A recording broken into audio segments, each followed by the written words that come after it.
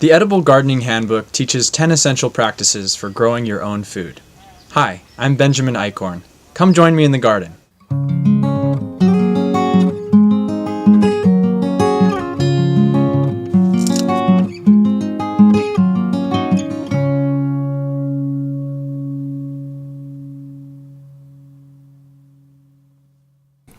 To harvest means to pick something when it is ripe.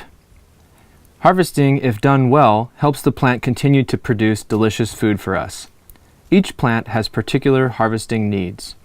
And in general, the main principle is to encourage new growth while harvesting, unless it is the final harvest, in which case, after harvesting, the plants are pulled out and taken to the compost or cut off at soil level and left to decompose underground.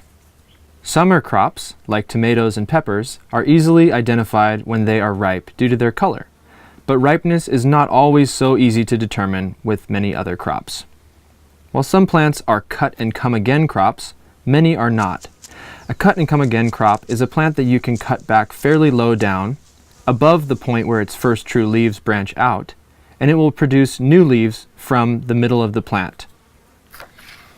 Thyme, oregano, cilantro, dill, parsley, and arugula are great examples of crops that can be cut hard and will still grow right back.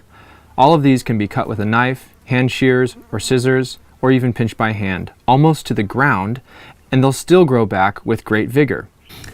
A lettuce plant is not a cut-and-come-again crop and should be harvested as a whole head for optimal production.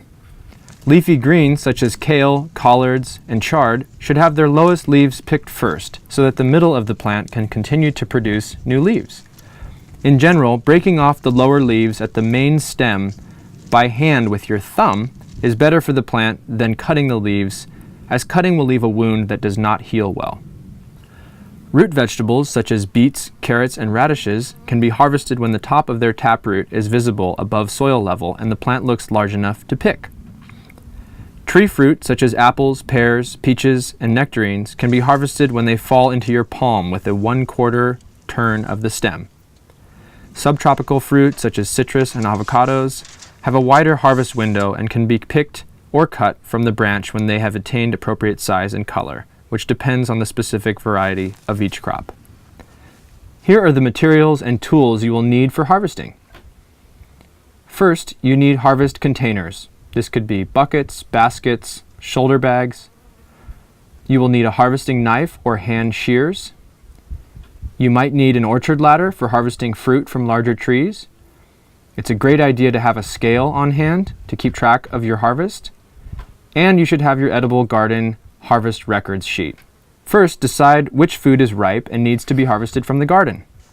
Harvest plants so that they will continue to produce food, making sure not to damage them as you harvest.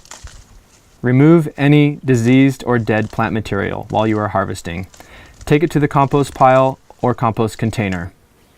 If dead material does not appear to be diseased, it can be spread around the understory of your vegetables as a mulch. Harvest into the containers. Wash the produce if you'd like. Weigh the harvest and record it in your edible garden harvest records. Finish up by watering your harvested garden in order to keep your plants in production.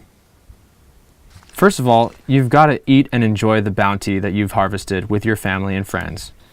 If the food is perishable, make sure to store it properly. And if the food is not going to be used right away, figure out what to do with it so that it doesn't go to waste.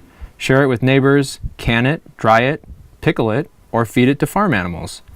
Now return your harvesting tools to storage out of the elements. It's time to get out there and start growing. Don't forget you can always find more tips and resources on our website, growyourlunch.com.